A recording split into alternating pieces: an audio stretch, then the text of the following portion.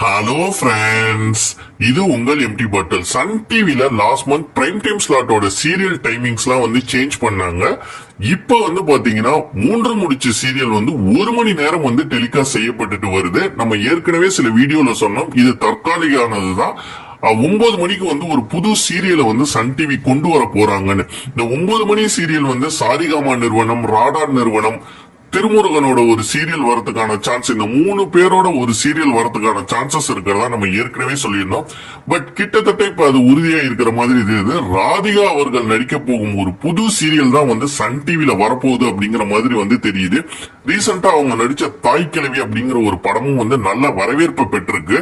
So அதே உத்வேகத்தோட வந்து அவங்க சீக்கிரமே வந்து ஷூட்டிங் போறதாகவும் வந்து அந்த சீரியல் தான் வந்து 9 மணிக்கு சன் டிவில ஒளிபரப்பு போறோம் அதான் வந்து ஒரு நியூஸ் வந்திருக்கு. வாணிராணியில நடிச்ச டீமையே வந்து இதுல யூஸ் பண்ணலாம் அப்படிங்கிற மாதிரி வந்து ராதிகா முடிவெடுத்திருக்கிறதாவும் தெரியுது. வாணிராணி சீரியல்ல நடிச்ச காஸ்ட் அண்ட் க்ரூ ஆல்மோஸ்ட் வந்து இதுல ரொம்ப சிமிலரா தான் இருக்கும் அப்படின்னு சொல்றாங்க. வேணு அரவிந்த் இதுல நடிப்பாரா இல்லையாங்கிறது தெரியல. ஏன்னா அவருக்கு ஒரு சில உடல்நிலை பிரச்சனைகள் இருக்கிறதா சொல்லப்படுது. ஆல்சோ பப்ளுவுக்கும் வந்து பாத்தீங்கன்னா பிருத்திவிராஜ் அவருக்கும் ராடர் நிறுவனுக்கும் ஒரு சில மிஸ் அண்டர்ஸ்டாண்டிங் இருக்கிறதா இருக்கு. சோ அவரும் வந்து நடிப்பாரான்னு தெரியல. ஒருவேளை அவருக்கு எல்லாம் நடிச்சா இன்னும் நன்றாகவே இருக்கும்.